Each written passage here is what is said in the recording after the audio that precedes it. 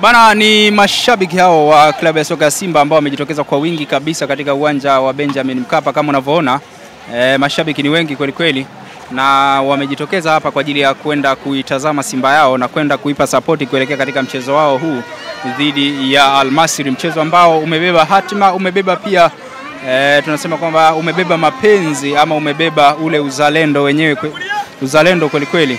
Na tunafahamu Simba wako nyuma kwa mabao 2-0 dhidi ya Al Masry, lakini kama unavyoona vibe ni kubwa kweli kweli, lakini pia mwitikio wa mashabiki ni mkubwa kama unavyoona. Mauzo ya tiketi bado yanaendelea vizuri, lakini pia mwitikio wa mashabiki pia ni mkubwa sana kulingana na kile ambacho kilitokea katika mchezo wa awali.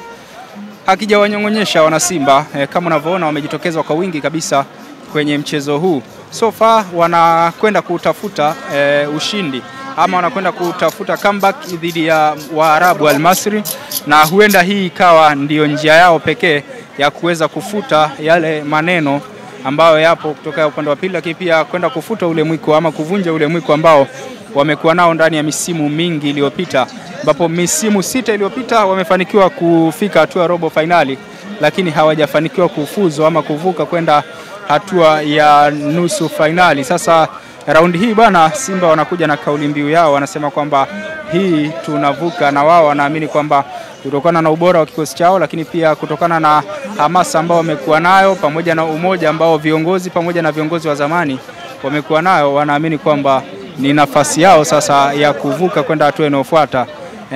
Watu ni wengi kweli kweli, waume kwa wake, vijana kwa wazee, wamekwisha jitokeza hapa kwa ajili ya kwenda kushuhudia mbungi ambayo itaanza masaa machache yajayo. Na kama unavyoona nyomi lote hili ni kwa ajili ya kwenda kuhakikisha kwamba wanahanikiza na kuipa thamani mechi hii kama ambavyo ilivyo na thamani kubwa.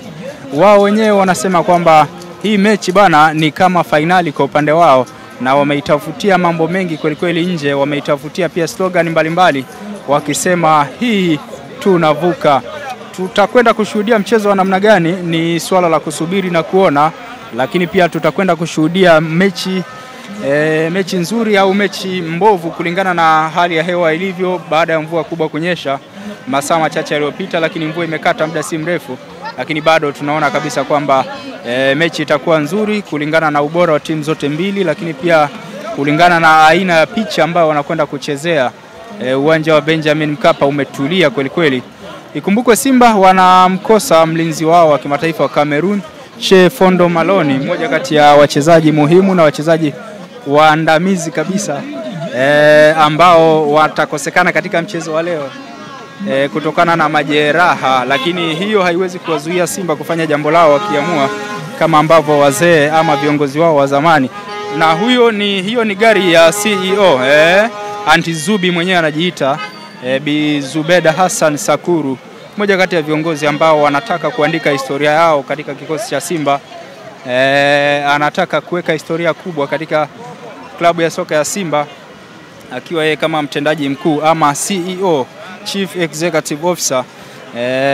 Kama leo Simba watafanikiwa kufuzu, basi itakuwa ni historia ya aina yake, lakini pia itakuwa ni jambo zuri kwa upande wake pamoja na wana Simba wote.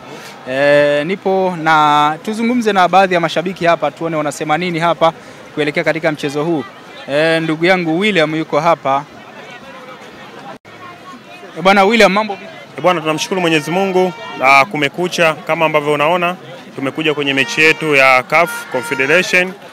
Ni mechi ngumu sana kimtazamo, ukiangalia tunaweza tukasema yale ya Suez Canal yamekwisha, leo ni ya Benjamin Mkapa. Mechi kimtazamo itakuwa ni ngumu sana, kwa sababu naweza nikasema ni sawa sawa na mtu ambaye anaogelea bahari, anataka kuvuka bahari kwa kuogelea, na ni mlima mkubwa sana kwa Simba Sport Club, kwa sababu tunahitaji matokeo zaidi ya magoli 3 bila mpinzani kwenda kutikisa nyavu zetu. Kwa moja kwa moja unapoenda kushambulia pia lazima uwe unaweka na tahadhari, kwa sababu ni timu ambayo unaona moja kwa moja imetangulia mbele kwa hatua mbili, kwa hiyo inakuwa inajua nini ambacho inaenda kufanya. Mchezo ambao ilicheza kule kwao Misri tofauti kabisa na mchezo ambao itaenda kucheza hapa, lakini sisi tunaamini kupitia kocha wetu ameona yale mapungufu ambako yapo kwenye safu nzima ya ushambuliaji. Wakina Lionel Ateba siku ile walikosa ukatili na safu nzima ya ulinzi. kwa sababu tumeruhusu magoli mengi. Moja kwa moja matokeo yale unaweza kumtwisha dhigo la lawama magoli kipa, lakini unaangalia kwa striker wako ambao hawakuweza kwenda kuscore. Nadhani wamerudi kwenye uwanja wa mazoezi, wameyatumia vizuri yale mapungufu leo, inshallah kwa uwezo wa Mwenyezi Mungu tutapata matokeo. Bwana, nje ya uwanja tayari mmeshamaliza kazi yenu, kwa maana nyomi ni kubwa kweli kweli, mashabiki mmejitokeza kwa wingi.